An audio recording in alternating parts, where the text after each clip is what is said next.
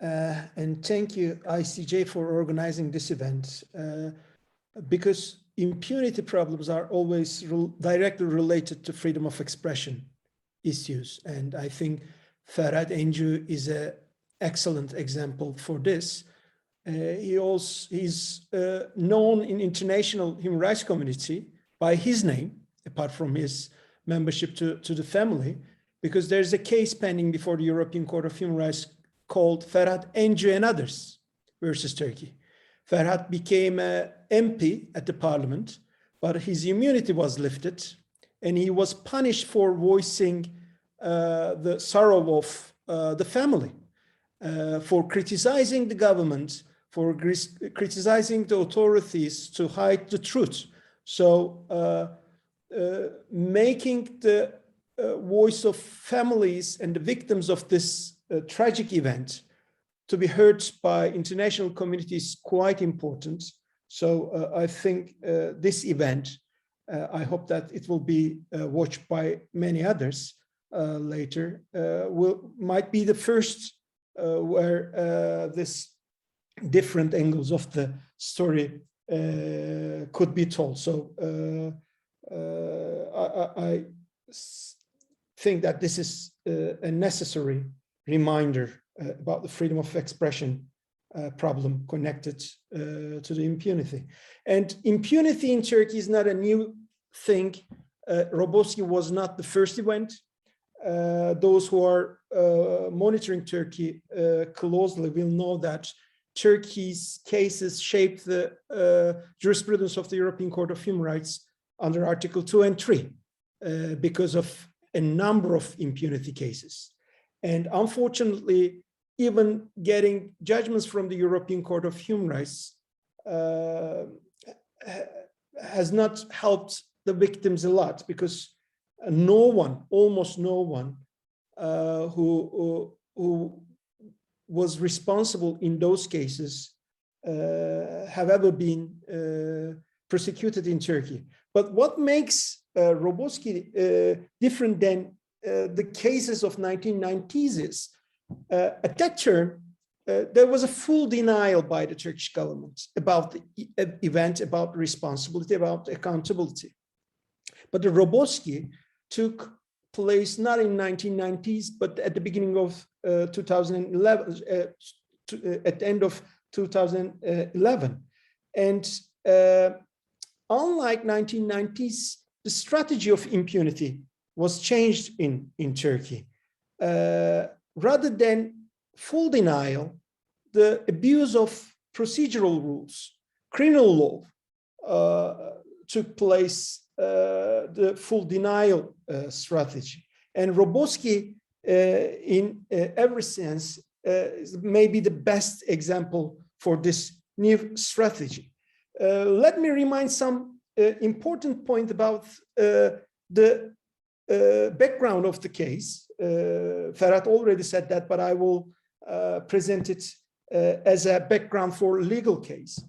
There was no military activity at the border when the incident took place. This is very critical, because at different times, Turkish border witnessed heavy clashes between PKK and the Turkish military forces. But at the time of this event, there was no clash between the Turkish military and PKK.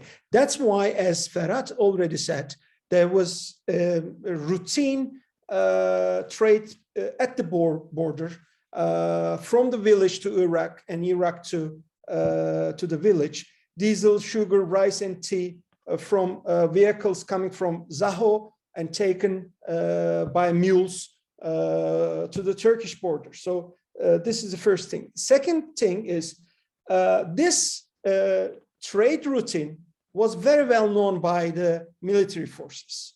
Not only those that organized the military operation, but also by the military unit very close to the village.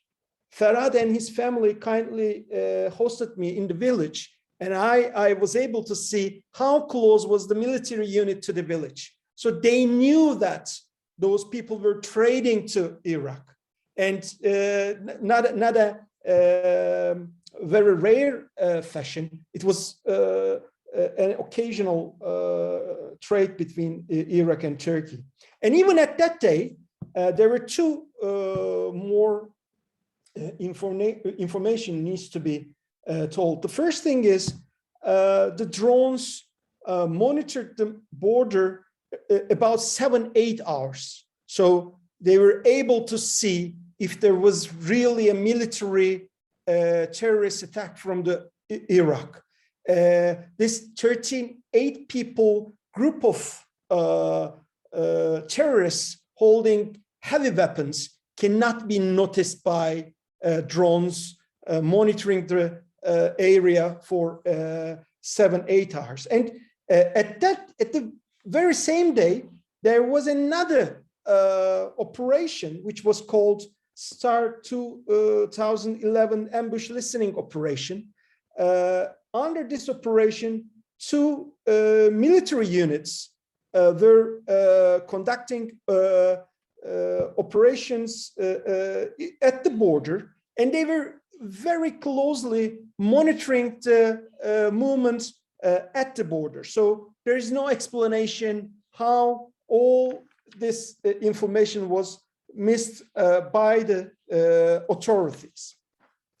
And after the operation, and when 4 F-16 bombardment planes bombed 2 groups of people, as already stated by Ferhat, nobody passed the border to collect the victims, and this resulted with further casualties.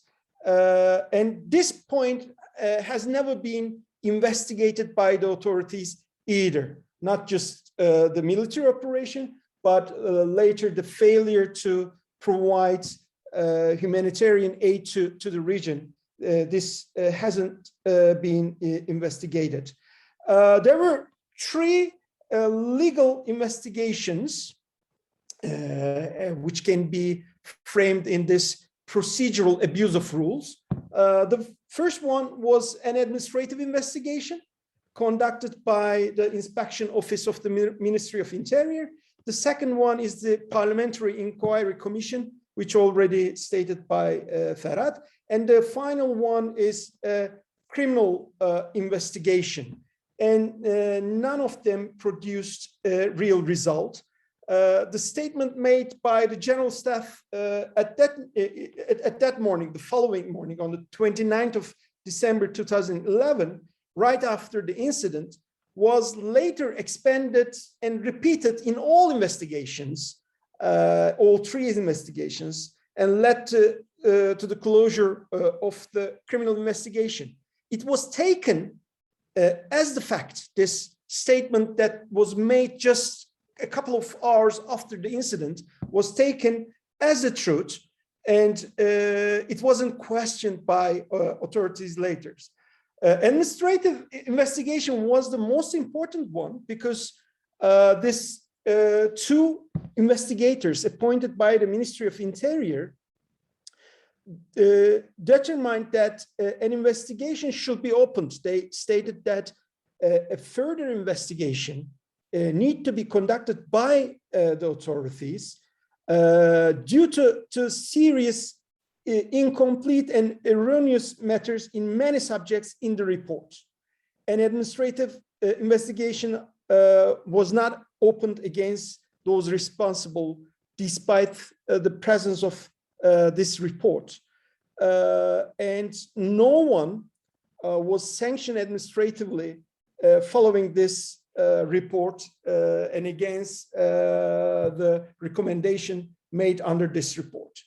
The Parliamentary Assembly Commission report concluded that no evidence could be obtained as to the fact that the incident was deliberate in the investigations and inquiries made. They concluded that it was a mistake, as noted by Ferhat.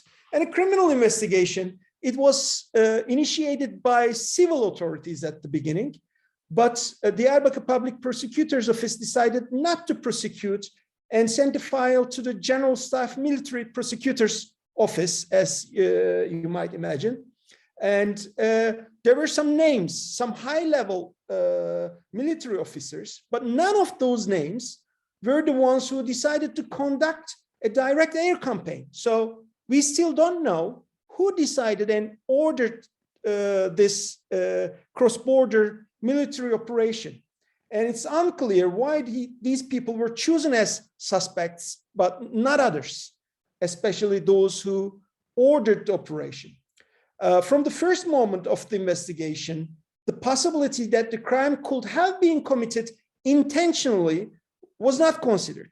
They said that, okay, this was a fault, this was a mistake, there was no intention from the very beginning. So the investigation was conducted according to this scenario. And the 16-page non-prosecution decision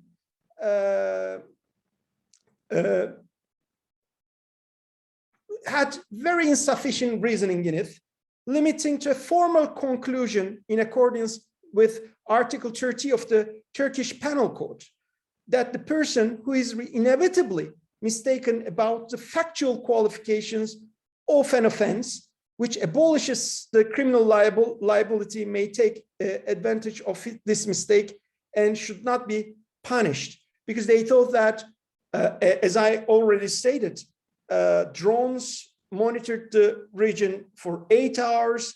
They have all information about the routine trade at the border, and close military units knew that villagers passed the border and they were expected to come back with the goods. But still, the military prosecutor concluded that there was a mistake by making this operation. And this mistake, according to non-prosecution decision, was based on information brought by military units about the existence of some terrorist groups in the region.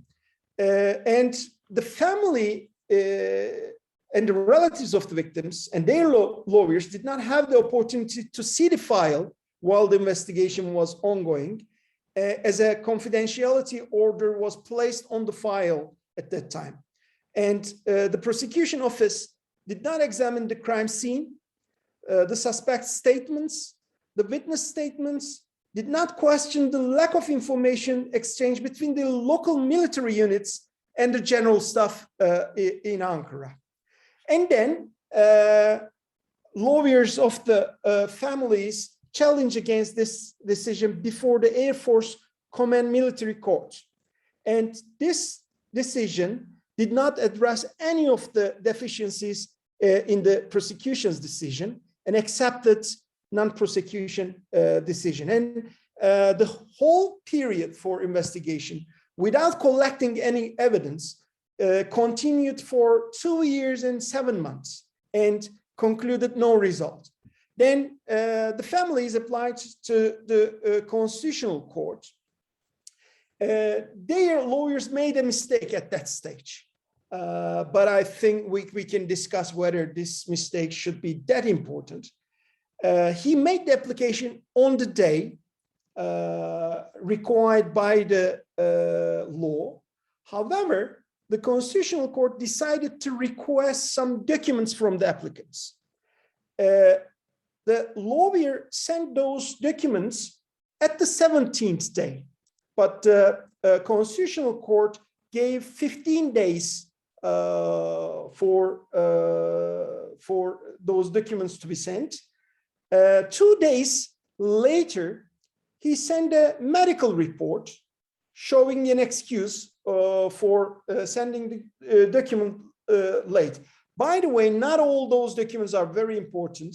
For instance, the Constitutional Court asked for the certificated and approved court decision for some applicants, because some of them did not have authorization for their lawyers. This can be understood. But for some others, the only missing document was approved official judgment of the Air Force Command Military Court.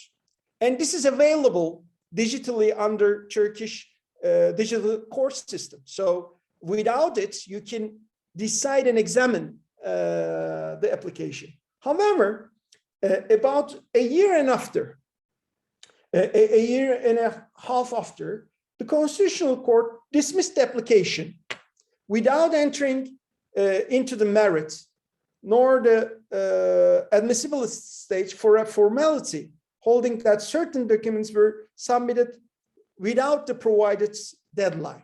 So for these 2 days, the whole application about the massacre was rejected by the Constitutional Court. I'm not going into details because we don't have time, but I wrote an article on this so I can share with you, with those who want. This was the very first decision denying an application in this way by the Constitutional Court. So it was definitely not foreseeable for the applicants and their lawyers. Yes, the lawyer made a mistake, but even for this mistake, we can easily say that it was not foreseeable. But the decision was rejected. Then I was the lawyer bringing this case to the European Court of Human Rights, and we put all those arguments to the European Court of Human Rights, but with a committee decision, the European Court stated that local remedies had not been exhausted due to failure of the lawyers to present the documents on time. And after then, we tried to revive the case. Now, I will give a brief information about this. There was a coup attempt, as you know, against state institutions that took place on 15 July 2016. And after this